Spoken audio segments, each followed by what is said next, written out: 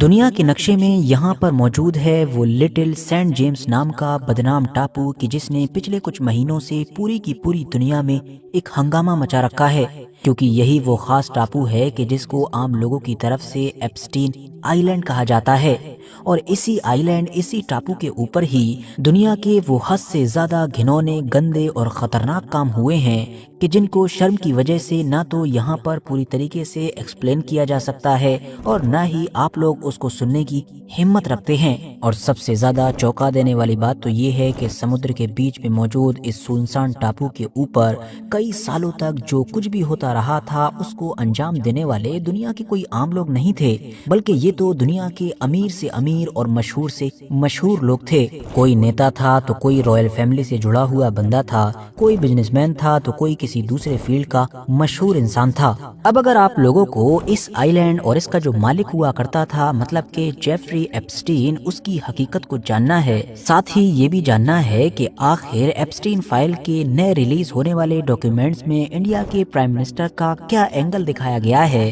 تو ہم کو اس پوری کہانی کو بالکل شروع سے شروع کرنا پڑے گا۔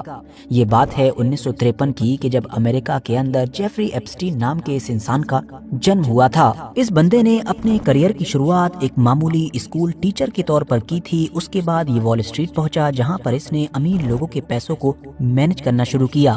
یہی اس کی قابلیت تھی، اور پھر اس نے اپنی خود کی کمپنی کھولی اور اس کے بعد امیر سے امیر لوگوں سے رشتے بنانے شروع کیے اور ان کے قریب آتا چلا گیا۔ بڑے اور اثردار لوگوں سے کنیکشن بنانے میں یہ انسان کتنا زیادہ ماہر تھا، اس بات کا اندازہ اسی بات سے لگایا جا سکتا ہے کہ اس نے جن لوگوں سے کنیکشن بنائے ان میں دنیا کے مشہور بزنس مین، بڑے بڑے پروفیسرز، سائنٹسٹ اور اس کے علاوہ دیشوں کے پردھان منتری اور راشٹرپتی تک شامل تھے۔ اب ویسے تو یہ چیز بھی اپنے آپ میں آج تک ایک پہلی ہی ہے کہ آخر جیفری ایپسٹین اتنی تیزی کے ساتھ اور اتنے کم وقت میں اتنا زیادہ امیر کیسے بن گیا تھا، آخر اس نے اتنی آسانی کے ساتھ اتنے کم وقت میں اتنا بڑا ایمپائر کیسے کھڑا کر لیا تھا۔ جیسے بھی کیا ہو لیکن کر تو لیا ہی تھا، اور پھر اسی ایمپائر کے ذریعے سے اس نے دنیا کے امیر، طاقتور اور اثردار لوگوں سے کنیکشن بنائے تھے۔ اور اسی کے بعد ہی ہماری اس کہانی میں انٹری ہوتی ہے اس ٹاپو کی کہ جس کا ذکر بالکل